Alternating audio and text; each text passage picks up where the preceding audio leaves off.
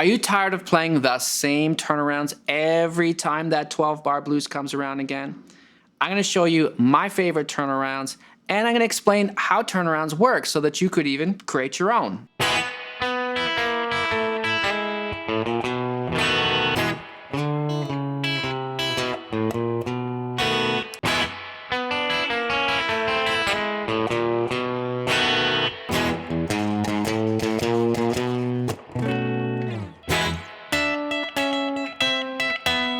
It's pretty cool.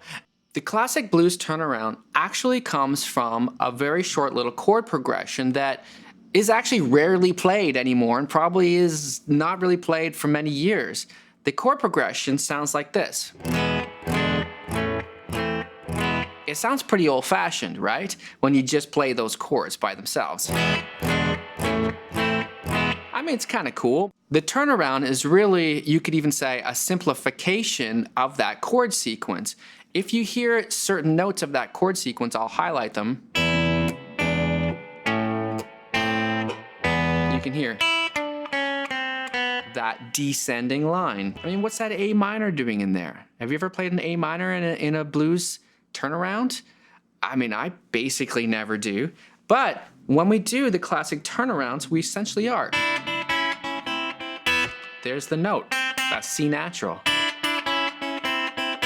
So here's the first one that I always teach to people. It's because it's so easy and it follows those chords that we just outlined. You just take this D note, 3rd fret of the B string, and you include the high E. We're including the root of the key in this whole thing. The root of the key stays the same. D and E, C sharp and E, C natural and E, B and E. B and E, we can see it's just in that chord, right? Now, what's really important is that in all these turnaround phrases, we always hit the root chord on beat 1 first. So we always hit some kind of E. Right? And then we always hit the 5 chord. So in the key of E, B, or B7 is the 5 chord. Now we have. Why do we always hit the 5 chord? Well, we always hit the 5 chord when it is actually a turnaround and we're going to restart the form again because the 5 chord always announces the 1 chord and the restart of the tune. So now that's pretty easy. Let's make it more interesting. We're going to hammer in to the 1 chord at the end. We have E, hit it, to the turnaround, but now we're going to go and hammer onto G sharp, 1st fret of the G string. Why would we do that?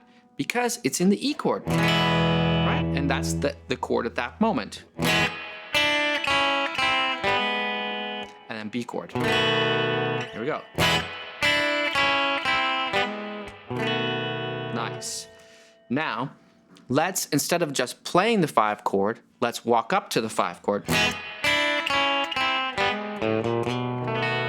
What are we doing there? We're just walking through the notes. A sharp, B, and then hitting the B7 chord. It's not that easy to fit all that together. You really do have to move pretty quick to get there. The turnarounds tend to have a descending line, but we can put the descending line from a different note. In this case, we're going to put it from B. And we're going to take this B at the 4th fret of the G string. This is a little trickier for your pick because we still need to include the root, the high E there. And the B note will descend and the high E will stay the same as before. But we're not going to hit them together in this case. We're going to separate them. Walk to the B7 as before. Pick direction there should be down, up, down, up, down, up, down, up. And remember that in context, we have to hit the 1 chord first. Now, let's fancy that up. Let's add a hammer.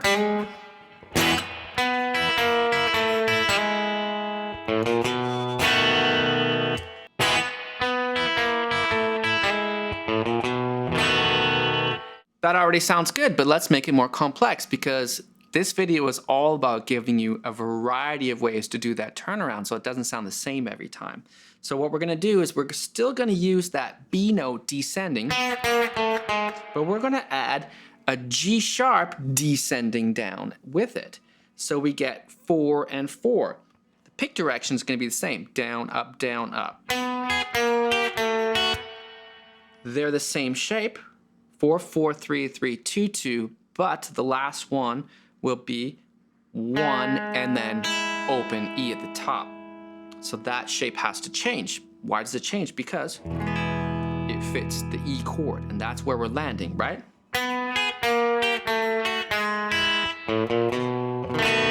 Walk to B7. Why not? I don't get tired of that.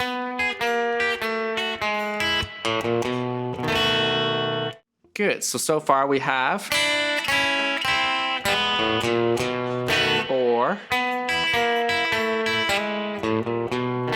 or,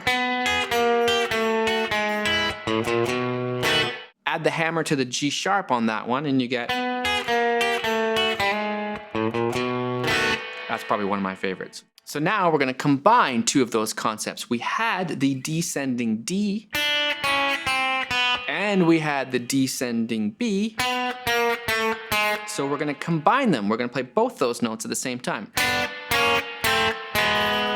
If one of them works and the other one works, then they both work at the same time.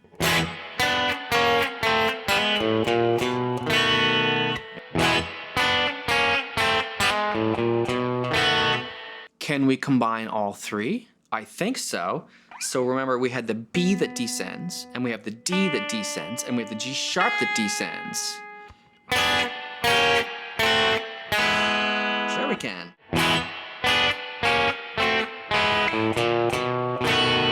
So you already have some variations in the descending line, but there are lots of rhythmic variations that we can do as well, especially when we have 2 or 3 notes that we're playing. If we have, let's do the descending B and G sharp, instead of just going, instead of doing the down up, let's do triplets. So we go down, up, down. So what I'm doing there is I'm going back to that G string again. That's a good one. That's pretty classic, but it's fun. Add that little slide to the beginning there, right? So now let's put in the descending D note as well. We're going to have, we have a different picking pattern. We still have triplet, ba-ba-dee, ba-ba-dee, ba-ba-dee, ba. But now because we're going through the G, B, E strings, you're going to go down, down, up, down, down, up, down, down, up. And that one still can just be that hammer on.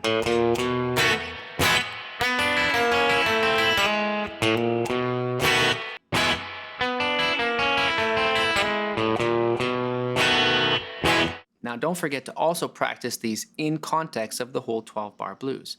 I'm just going to play from bar 9 here.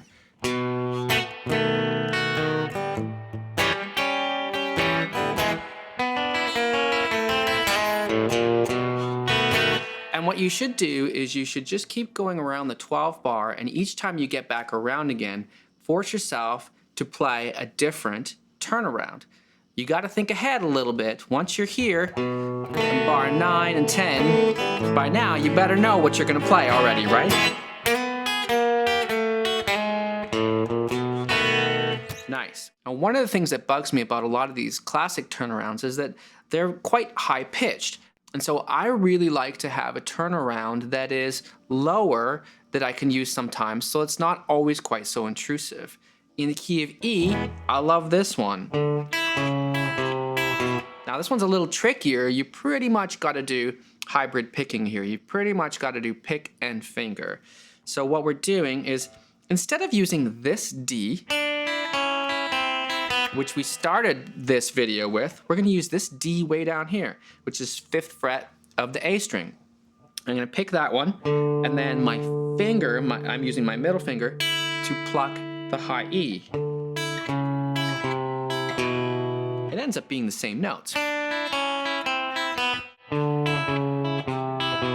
Let's put that one in context from bar 9.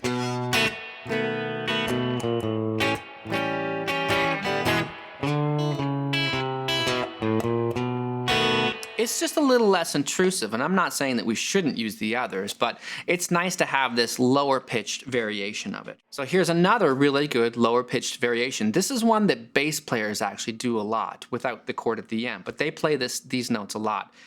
We're gonna walk from E. In this case, we're gonna walk up. So finally, we're ascending. We're gonna go E, G sharp, A sharp, B. What we're effectively doing there is we're walking from the root chord up to the 5 chord. And then you can just hit that 5 chord up there. You could hit a more interesting version of that 5 chord, maybe make it a B9. Funky. I do like that one. It's a little bit more jazzy. So remember, always put it in context, flip back around to the very beginning of the 12 bar. I'm just gonna start from bar 9 though.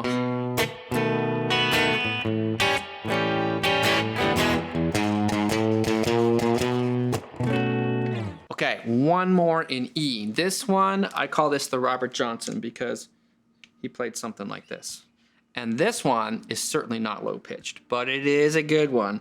Instead of using the open E, we're gonna use 12th fret E. And the descending note in this case it's D again, right? It's gonna be this note. But we're gonna play it from the D string 12th fret. While holding 12th fret E. That is pretty cool. This one's especially good as an introduction. The challenge of this one is you really get quite a stretch. And sometimes what I'll do, especially when I'm in the moment, I decide to do this one, and I might end up with fingers that in the end get quite hard to stretch. So maybe you can train yourself to use the pinky for that high E. It's pretty cool. And I think he does that rhythm on one of them. So some of the notes are da da da da, but the third one is da da da. What do I have there? I'm doing together. Oh yeah, that is more complicated now that I think about it. I'm doing, again, pick and fingers together, and then the high note, the finger. Together, high note, together, high note. Here's the tricky one.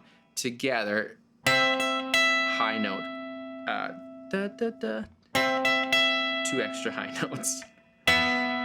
Or you gotta think about what that is. Nice. Now we need a 5 chord if we're gonna send ourselves back around. So where's a close one? Here's a close one right here. A B7. We could do the same B7 walk there, sure, but maybe when we're close by, and if we're smart and we know our fretboard really well, then we know where a B7 is whenever we need it. I think maybe he plays something like this. This is 4, 4, 4, 5. That's a tricky B7.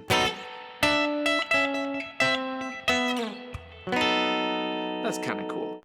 And now you've got pockets full of turnarounds. Thanks very much for watching. Please like and subscribe. My name is Blue Morris, and I teach guitar lessons here in Vancouver, Canada. I'm making a video every Saturday for about a year. I'll see you next week.